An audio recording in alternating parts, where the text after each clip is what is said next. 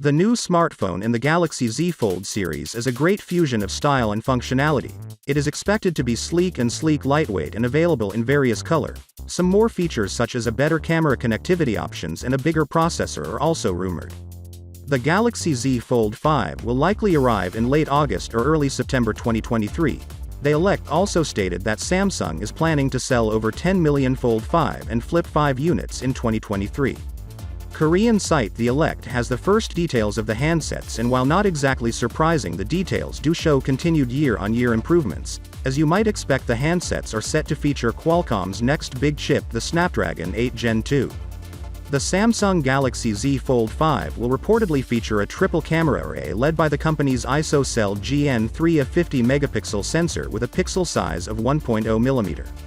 Samsung continue to use Snapdragon chips only for its foldables, and this trend is expected to continue next year. It's also claimed that the Galaxy Z Fold 5 rear camera setup, and it's unusual for Samsung to set such a low target for its next-generation premium devices, as the expectation with every new generation is that shipments will be considerably compared to last year.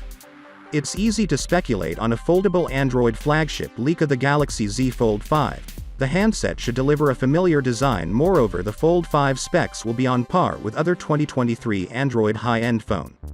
Samsung decided the weak performance of the under-screen camera on the Z Fold 3 was worth replicating in a future model, and this are actually minor details in the wider report, which is more about Samsung's sales expectations for its future foldables. It comes with 7.9-inch foldable dynamic AMOLED 2X display and 6.2-inch cover display. Samsung Galaxy Z Fold 5 came with the 5000 mAh power battery, and even this time Samsung also updated the charging speed at 45 watt, which will charge your Z Fold 5 within 45 minutes.